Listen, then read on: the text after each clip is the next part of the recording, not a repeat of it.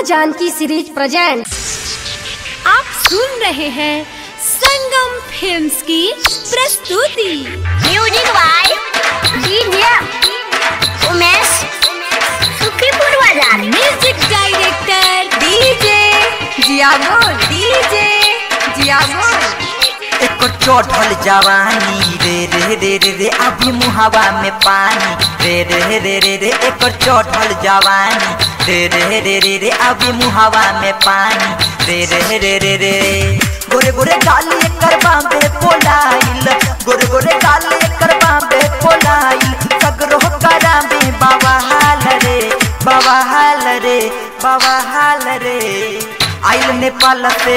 गजब के चालबा बिया जादो जी के माल रे हो आइल नेपाल से गजब के चालबा बिया जादो जी के माल रे बिया जादो जी के माल रे बिया जादो जी के माल रे। म्यूजिक बाय उमेश सुखीपुर बाजार। 10 न 20 इतले बेला 1000 हो ओढ़ी गिरा के सामान के लिहार हो सबके पीछे बोला बे बार बार हो अपना शरीर के लगैल है बाजार हो 10 न 20 इतले बेला 1000 हो ओढ़ी गिरा के सामान के लिहार हो सबके पीछे बोला बे बार बार हो अपना शरीर के लगैल है बाजार हो कमर हिला के करावे बवलिया कमर हिला के करावे बवलिया पूछे ल सब एकर हाल रे आइल नेपाल से गजब के चालबा बिया जादो जी के माल रे हो आइल नेपाल से गजब के चालबा बिया जादो जी के माल रे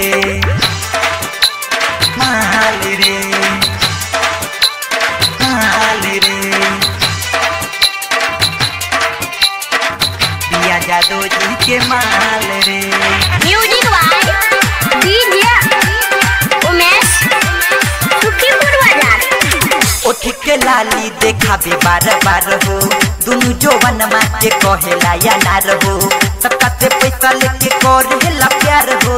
जे न देवेला ओके करे इनकार हो ओठ के लाली देखाबे बार बार हो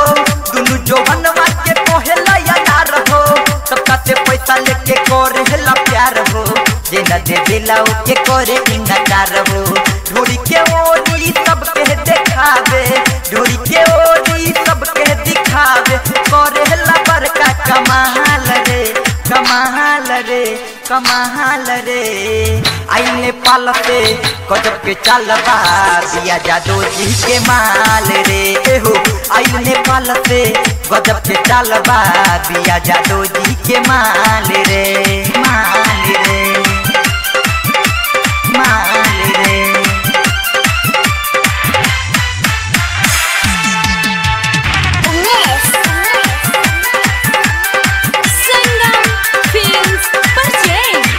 तोहर उपाय करे बीकी विशाल हो गायक आशीष लाल के सुधर ही न चाल हो डीजे जिया बोल रहे तोहर है पेरेस हो तारा पंचौआ दी है तोहर है में पेश हो ए हो तोहर उपाय करे रंजन विशाल हो गायक आशीष लाल के सुधर है न चाल हो सरवन दीवाना रहे तोहर है में पेश हो सरवन दीवाना दी है तोहर है में पेश हो तोहर ड्यूटी घटावे तोहर ड्यूटी घटावे निक ही लगेला चाल रे